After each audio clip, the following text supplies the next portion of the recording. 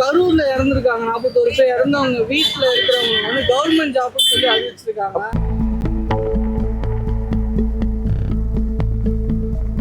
அவளை படிக்க வச்சலாம். அவர் போய் நான் நடிகர் ஒருத்தர் பார்க்க ஒருத்தர் ரசிகர் எல்லாமே வந்து நம்ம சொல்ல வேணாம். எல்லாம் வந்துலாம் அந்த சின்ன சின்ன பசங்க வந்து எல்லாம் செத்துப்பாங்க. அதுக்கெல்லாம் நான் எப்படிங்க கவர்மெண்ட் இப்போ நாங்களாம் என்ன ஆகுது அப்போ?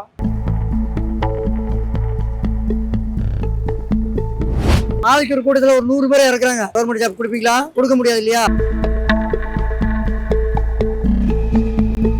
அது அவர் பண்ண தப்பு இல்ல. ஃபர்ஸ்ட் ஆஃப் ஆல் அது டிஎம்கே தான் வந்து இவர் பண்ண தப்பு அப்படின்னு சொல்லி மாத்த பாக்குறாங்க. இப்ப வரைக்கும் கரூருக்கு அவர் போக கூடாது அப்படின்ற அளவுக்கு கேஸ் போட்டிருக்காங்க.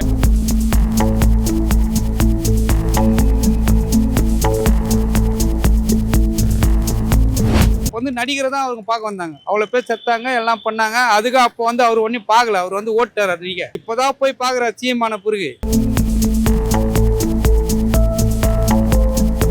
அன்னைக்கும் சொன்னேன், இன்னைக்கும் சொல்றேன், நாளைக்கும் சொல்றேன், தில்லா சொல்லுவேன், கெத்தா சொல்லுவேன். பணமா ஜனமா அப்படின்னு கேட்டா என் ஜனம் தான் எனக்கு. பெற்றவங்க குடும்பத்துக்கு வந்து ஒரு 10 லட்ச ரூபா கொடுத்தாக்கா அவங்க 1 மாசத்துல 2 மாசத்துல அழிச்சிருவாங்க. இப்போ வந்து அவங்க வீட்டுல அப்புறம் வந்து அவங்க பசங்களுக்கு வேலை. நல்ல விஷயம் தான் அது. ஆனா கஷ்டப்பட்டு டிஎன்பிசி எக்ஸாம் படிக்கிறவங்களுக்கு அவங்களுக்கு கிடைக்காத போது அவங்களுக்கு ஒரு சங்கடமா.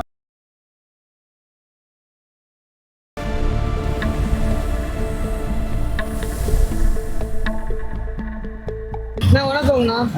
இப்ப கரூர்ல இறந்துருக்காங்க 41 பேர். இறந்தவங்க வீட்டுல இருக்கிறவங்க வந்து கவர்மெண்ட் ஜாப்னு சொல்லி அறிவிச்சிருக்காங்க.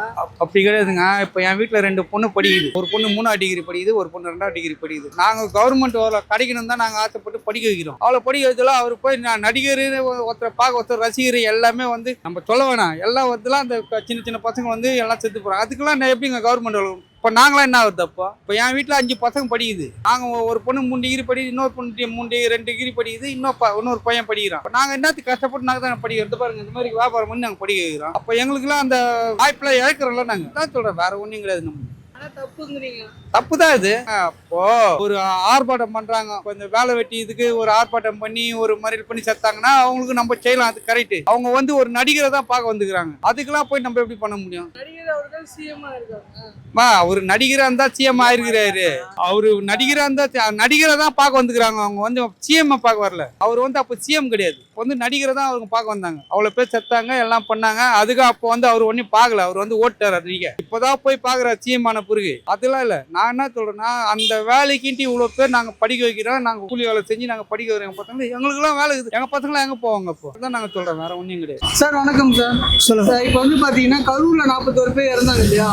வீட்டுல இருக்கிறவங்களுக்கு வந்து கவர்மெண்ட் ஜாப் இருக்காங்க. சரி, இதை எப்படி பாக்குறீங்க? இது வந்து தேவையில்லாம கொடுக்கறதுன்னு அர்த்தங்க. இது தேவையில்லாத விஷயம். கேட்டீங்கன்னாக்கா தவறுதலா இறந்து போனாங்க. அவங்க தவறுதலா இறந்து போனதுக்கு ஜாப் கொடுக்கணும் தேவையில்லை. இன்னைக்கு ஒருத்தர் இறந்துருக்காங்க, பரவாயில்ல. 40 பேர் இறந்துருக்காங்கனாக்கா நாளைக்கு ஒரு கூட்டத்தில் ஒரு 100 பேர் இறக்குறாங்க. கவர்மெண்ட் ஜாப் கொடுப்பீங்களா? கொடுக்க முடியாது இல்லையா? கவர்மெண்ட்டுக்கு வந்து திறமையானவர்கள் உள்ள வர முடியாது. புரியுதுங்களா? இது வந்து தீர்வு. இதனால கவர்மெண்ட்டுக்கு பாதிப்புங்க. எஸ், கண்டிப்பா. ப்ரோ வணக்கம் ப்ரோ. இப்போ வந்து பாத்தீங்கன்னா கரூர்ல வந்து 41 பேர் இறந்தாங்க இல்லையா? அவங்க வீட்டுல இருக்கிறவங்களுக்கு கவர்மெண்ட் ஜாப் அப்படின்னு சொல்லி அறிவிச்சிருக்காங்க. இது எப்படி பாக்குறீங்க? ஆக்சுவலா இதுக்கு வந்துட்டு 2 முனையும் இருக்கு. ஃபர்ஸ்ட் விஷயம் பார்த்தோம்னா மக்கள் மேல அவருக்கு இருக்க ஒரு அக்கறை, அதை நான் ரொம்பவே பாராட்டுறேன். ஏன்னா அது அவர் பண்ண தப்பு இல்ல. ஃபர்ஸ்ட் ஆஃப் ஆல் அது டிஎம்கே தான் வந்து இவர் பண்ண தப்பு அப்படின்னு சொல்லி மாத்த பாக்குறாங்க. இப்ப வரைக்கும் கரூருக்கு அவர் போக கூடாது அப்படின்ற அளவுக்கு கேஸ் போட்டிருக்காங்க. அதையும் தாண்டி அதை முறியடிக்கிற விதமா அவர் வந்துட்டு அதை அவரோட உடன் பிறப்பா நினைச்சு ஒருத்தருக்கும் அவங்க வந்துட்டு ஜாப் கொடுத்து ப்ரொவைட் பண்ணி எல்லாமே பண்றாரு. அவர் ஆட்சியும் சூப்பரா போயிட்டு இருக்கு. இது மக்களோட ஆட்சி. என் ஓட்டுமே வந்து நான் அவருக்கு தான் போட்டேன், உண்மையை சொல்ல போனா.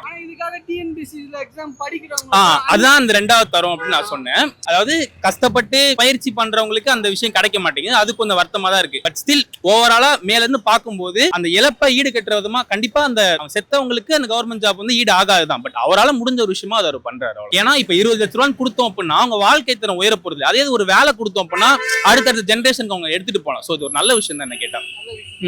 வணக்கம்ண்ணா. ஆனா இப்ப வந்து பாத்தீங்கன்னா கரூர்ல 41 பேர் இறந்தாங்க இல்லையா? அவங்க வீட்டுல இருக்கிறவங்க வந்து கவர்மெண்ட் ஜாப்னு சொல்லி அறிவிச்சிருக்காங்க. ஆமா, இது எப்படி பாக்குறீங்க? நல்லதுதான்றேன் நான்.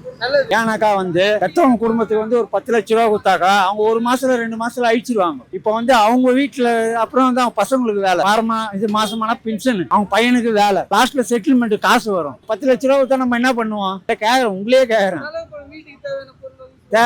ஆடம்பர வாழ்க்கை 1 மாசம் 2 மாசம் அவ்வளவுதான் முடிஞ்சு போயிடுச்சு கதை. இப்போ இந்த கவர்மெண்ட் வேலைன்றத தொட்டு மாசம் மாசம் உங்களுக்கு சம்பளம் வருது.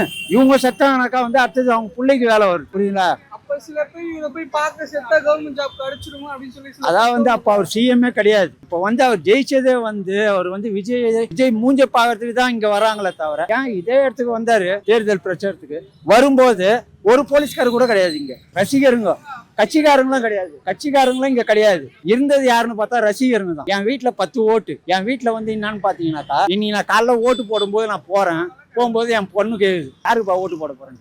நான் எப்பவுமே விஜயகாந்துக்கு தாம்மா போடுவேன். இந்த வாட்டி ஸ்டாலின் கூட கூட்டணி அதெல்லாம் அதுக்கு தாம்மா போடுவேன். அப்பா அவர் அங்கிளுக்கு போடுப்பா ஒரு மாற்றத்தை எடுத்துன்னு வரலாம். நீங்க யாருக்குனாலும் போடு.